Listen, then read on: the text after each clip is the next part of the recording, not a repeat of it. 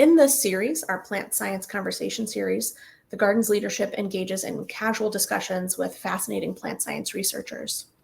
Today, Dr. Heather Grab will be in conversation with our Executive Director, Dr. Susan Pell, to discuss her research on hemp and the materials that are derived from this plant. Dr. Grab is a senior lecturer in the School of Integrative Plant Science at Cornell University. Through her work, she delivers best practices for the cultivation and processing of hemp to professionals in Cornell's Hemp Science Masters of Plant Science program. She works with stakeholders in New York State and across the globe to translate the latest science and industry insights into a curriculum that covers hemp from soil to sale. Botanist, educator, and executive director of the U.S. Botanic Garden, Dr. Susan Pell has traveled the world collecting plants for scientific study. Her research has focused on the Anacardiaceae family, which includes cashews, sumac, and poison ivy. Through her work at the garden, Susan furthers the USBG mission of inspiring people to appreciate, study, and conserve plants to enrich society locally and globally every day. Welcome, Dr. Grab and Dr. Pell. Thanks so much for that great introduction, Grace. And it's really wonderful to have you here, Dr. Grab. Excited for our conversation. And just to kind of kick it off, tell us about your work at Cornell. I know you're really at the forefront of hemp research and cultivation. And I'm wondering if you can tell us a little bit more about your position and about hemp in general. Sure. Yeah, I'm so excited to be here, to be invited to speak with you all, and really excited for a good discussion today. So I'm joining you from Ithaca, New York, our main campus here at Cornell University. And Cornell is actually our land grant institution for New York State, which means we here have a mandate to help meet the challenges of our stakeholders and the public abroad when we're thinking about the kinds of research and education that we do. So that's really what informs my work in the hemp field, is sort of understanding and hearing from industry members, from our stakeholders, it could be growers, for example, about what are the challenges they're facing. And with a new emerging crop like hemp, there are more challenges than anything, although of course there's a lot of opportunity. So I and the students that I work with here at Cornell, as well as all of my colleagues, do a lot of different kinds of research to help address those needs. That can be things from basic evaluation of cultivars that can help inform new breeding programs and targets, surveying what the needs are of our stakeholder communities, what kinds of challenges are they encountering in the field, for example, what sort of pests and pathogens are they seeing, since we don't have a great record of what those are. It also means working with folks who are developing new products that incorporate hemp into existing supply chains, or even developing brand new supply chains. So we might work with them on how to process that hemp material, or even how to breed new cultivars that meet a really specific need for their industry use. Awesome. It sounds like a really great job. I'm wondering if you can give us a sense of kind of how much hemp is grown in the United States, and whether or not it's really grown, in greater quantities elsewhere, or if we are kind of leading in that as well. Yeah, we have had a huge interest here in the US in growing hemp. So in 2022, the total value of hemp production, which we now know thanks to some great surveys by the USDA NASS service, showed us that we had about $238 million of total production value for hemp grown in 2022. That's actually down a little bit from our very first survey year, when we had about $800 million of production value, covering about 54,000 acres. So certainly hemp in the US, you can think of it as an emerging or specialty crop. A lot of what's limiting our industry right now in terms of growth is access to seeds. So getting, farmers being able to find reliable sources for seed and at scale. And then also in the offtake side of things, once they've grown a great crop, where do they send that to get it processed into something that's high value that we might find if we are perhaps, looking for insulation for our homes. If we're going into the grocery store and we're looking for a new plant-based alternative protein food product, making sure that all of that innovation in the supply chain is in place so that once we are growing hemp, we actually have places that are ready to purchase it and turn it into these really high value materials. And so that hemp is grown, like very broadly across the U.S. We're seeing a lot of production across all 50 states now. We have legal hemp programs. Of course, we were prohibited from growing hemp for many, many years here in the U.S., which means there are a lot of areas of the world that produce much more hemp than us. And in fact, we're still importing a lot of hemp. For example, some of our largest grain producers of hemp are our neighbors to the north in Canada. They had a legal hemp grain production industry there for many years. And both Europe, for example, France and Germany, are pretty far ahead of us in growing fiber. And of course, in China, that's where we're also seeing a lot of fiber production, particularly for textiles being grown in those countries. But of course, our U.S. momentum for growing more hemp is certainly increasing as we meet these different sort of chicken and egg bottleneck problems with seeds and then the supply chain issues.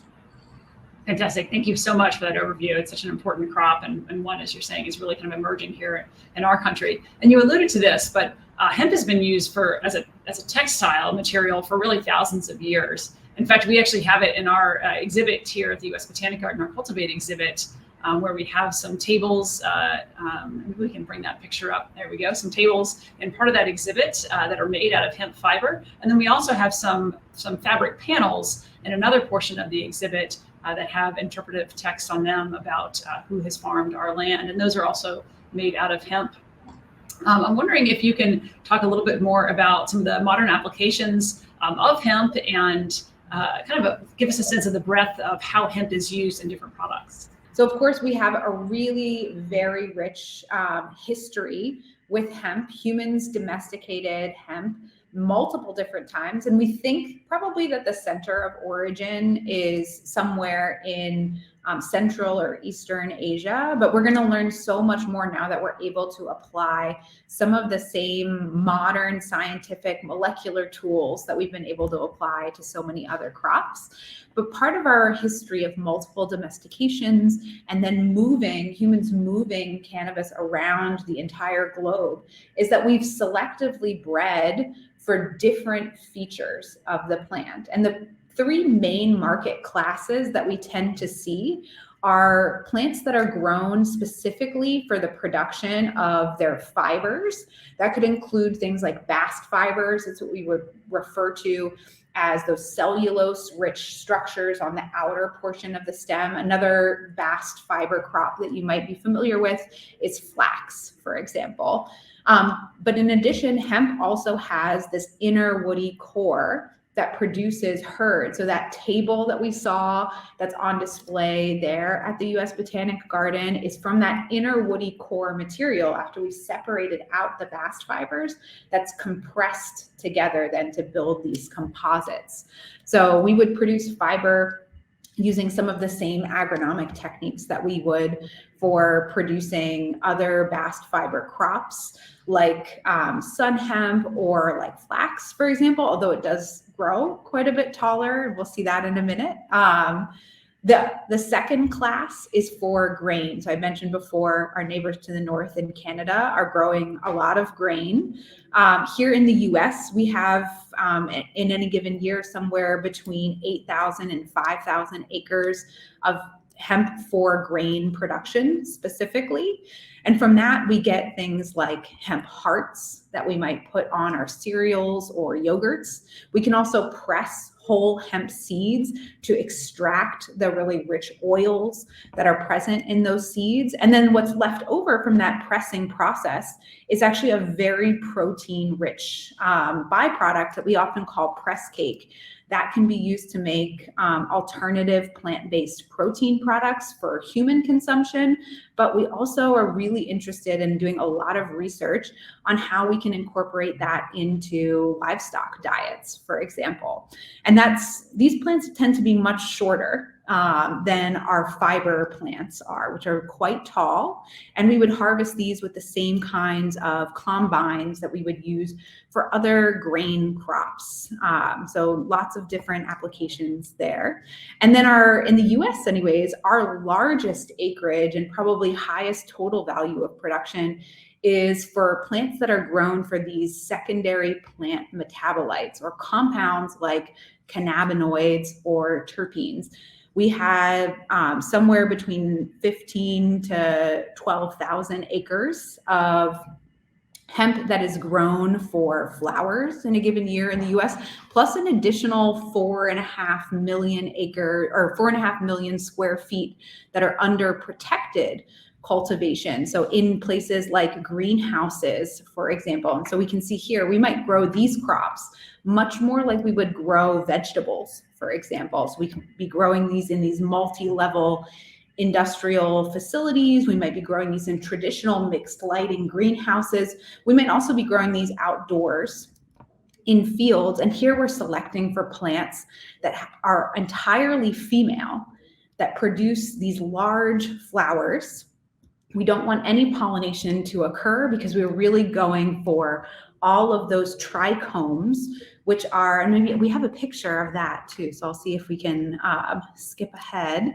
These are sort of like the metabolite factories where all of those important compounds are being produced in the plant, and we find them at highest density on these unpollinated inflorescences of the female flowers here. So ideally, that's what we're going for when we are growing for that broad class. And so that's just hemp. That doesn't cover all of the acreage. I mean, half of the states in the US now have legal adult use or recreational cannabis programs. There's not quite as much federally available statistics on the growth of those acres, but they're all, even though these plants are all domesticated many different times for these very different structures, they're actually all one species. So even if we have plants that are grown for high THC recreational or adult use market versus fiber hemp that is grown in these big giant fields, that's actually all one species called cannabis sativa. And we can think about that a lot like how we think about a lot of our brassicas, for example. So of course we have kohlrabi and broccoli. There's a really different looking plants, or cabbage and broccoli. They're all the same species, but they're selected for these very different plant types. And so I see in the chat, there's often a lot of confusion about what do we mean when we say one thing versus the other. Often when I say hemp, because it's legally defined as plants that have less than 0.3% THC, which is that sort of intoxicating psychoactive molecule. Those are legally defined as hemp. That could include fiber, it could include grain, it could include plants that are high in CBD, for example, cannabidiol, which is regulated by the FDA as a pharmaceutical drug for the treatment of many different conditions.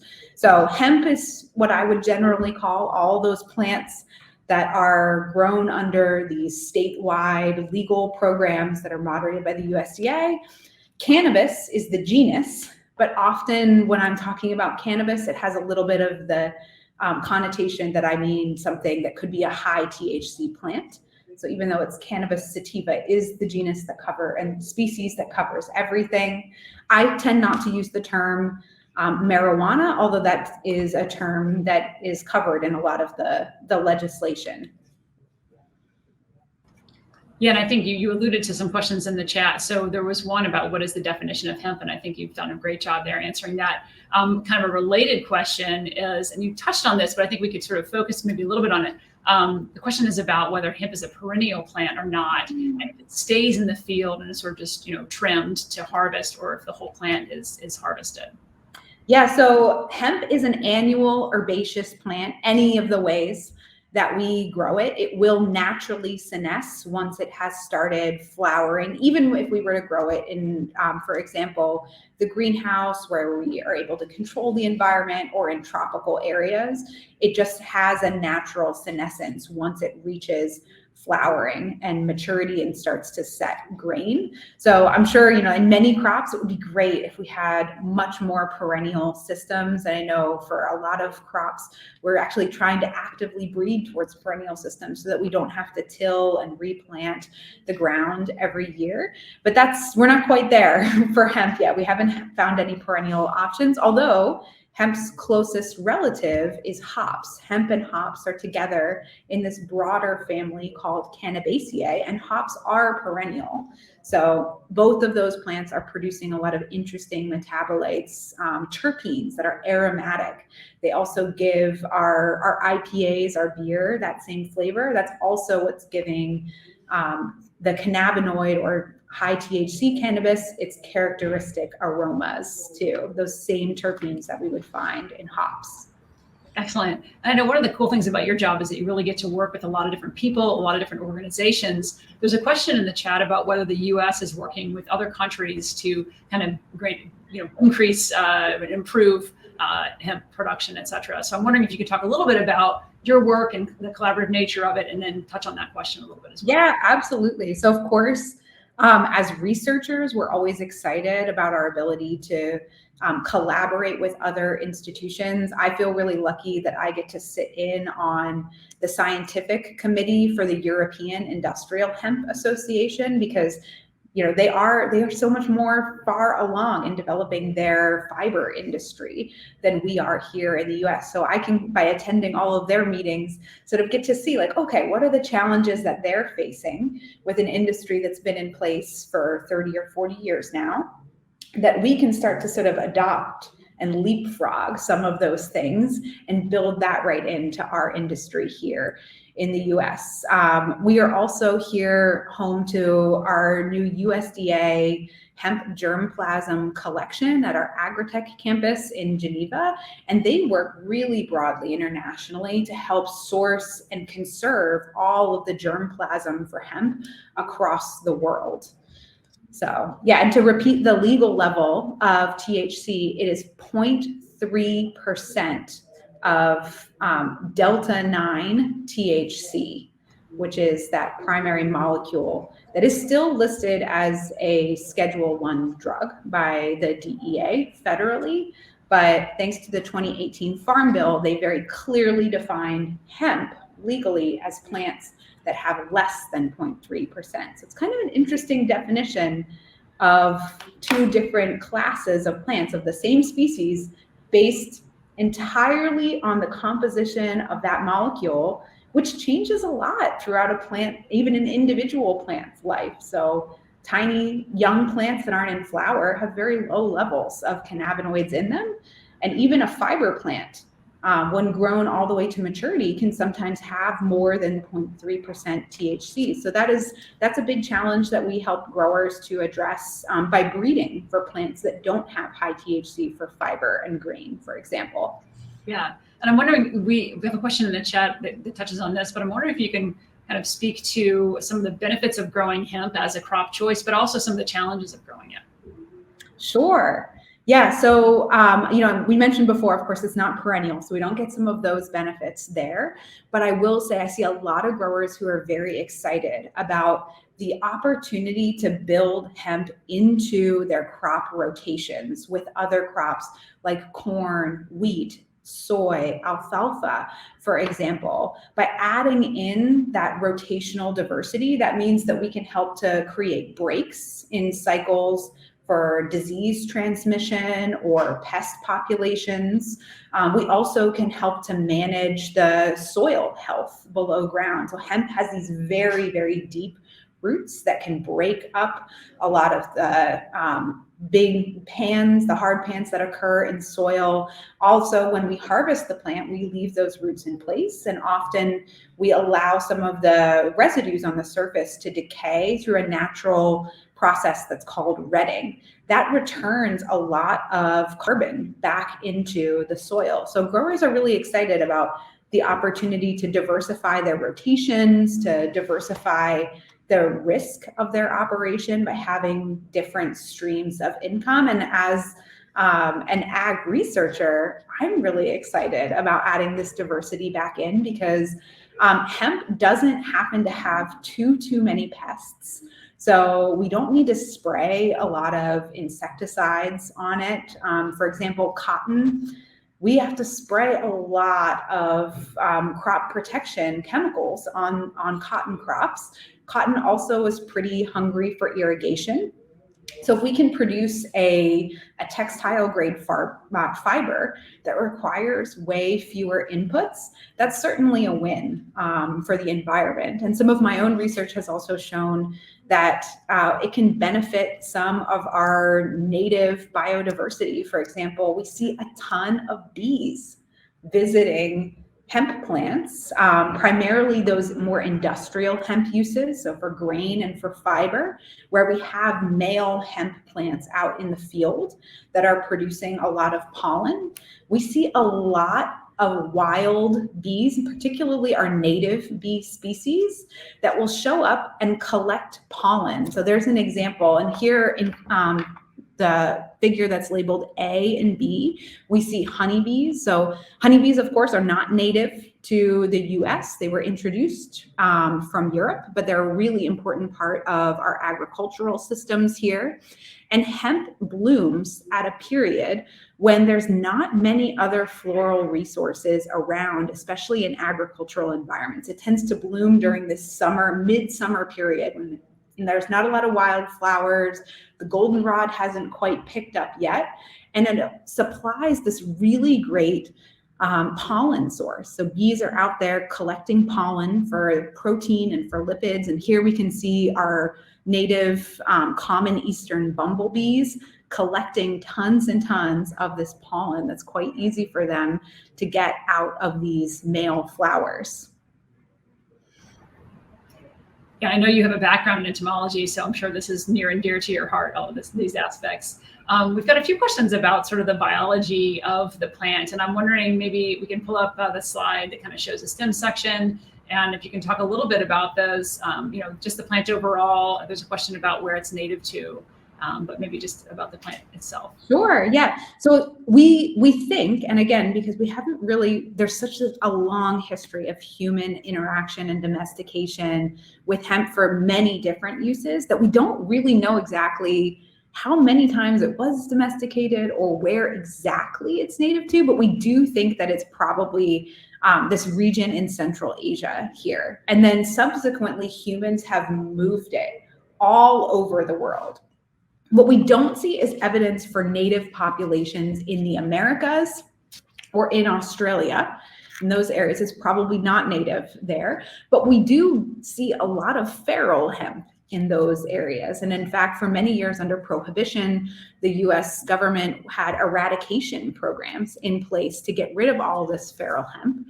We did grow quite a bit of hemp in the Midwest of the US in response to needs during World War II. So we had a lot of plants that escaped cultivation and were growing in ditches up in the Midwest and in other areas of the country. So it's very happy to grow here without human intervention, but it's not quite native to here. So we generally see plants that have separate male and female plants, although we would call that dioeciousness. Many plants have been selected for monoecious, which means we have both male and female flowers on the same plant. We see those most commonly in grain production.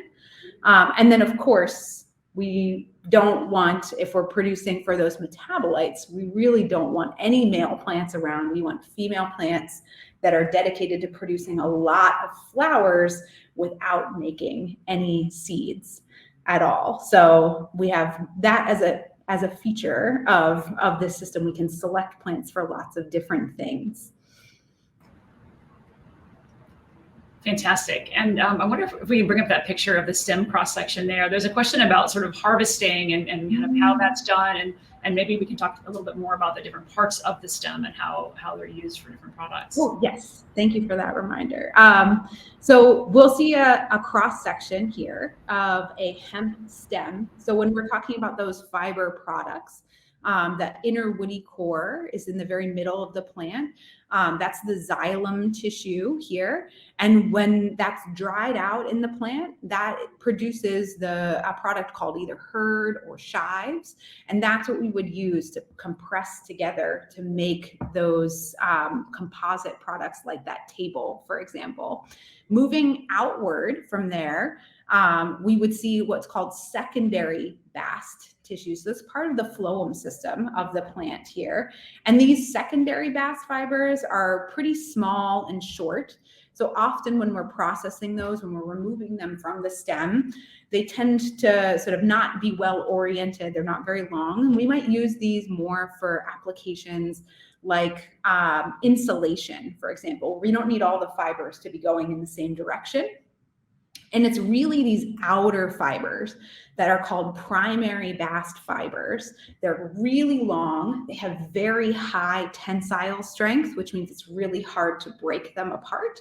And those are what we would use for producing things like woven textiles, for example. So all of this comes from the stem. And actually, if we go back one slide, I can show you a picture of what it looks like to harvest these stems. So once we've grown these huge, tall fields of hemp, we cut them down. We can use basically the same equipment that we would use for making hay to do this. And then those plants lay on the ground. So you can see behind this tractor, there's a whole bunch of hemp that's laying down on the ground. And that undergoes a process called retting. It's the same process that we would use for breaking down flax as well. And there's a substance called pectin that holds together all of those different primary, secondary, bast fibers to that inner woody core. Pectin's kind of like a plant glue. We allow the activity of weather, so rainfall, humidity, and really importantly, microbes that are naturally occurring on this plant material and in the soil and in the environment to start breaking that pectin down in the field. And then growers will come back whenever that process has gone on for a couple weeks, and we see that pectin degrading, and it becomes much more easy to separate these really strong bast fibers from the core. They'll bale all of that material up, just like we would a hay bale, and take it to a processor where they use a machine called a decorticator, which essentially just crushes that inner woody core and allows us to separate out those long bast fibers from that woody part of the plant. So that way we can take those bast fibers on for further processing into things like textiles or insulation. And the inner woody core can go to other uses like composites or animal bedding, for example. So many uses, really. It's incredible. And I think just as a kind of concluding question, I'm interested and what you think about what might future opportunities be for hemp and where kind of the future of hemp growing and production and use here is in the United States.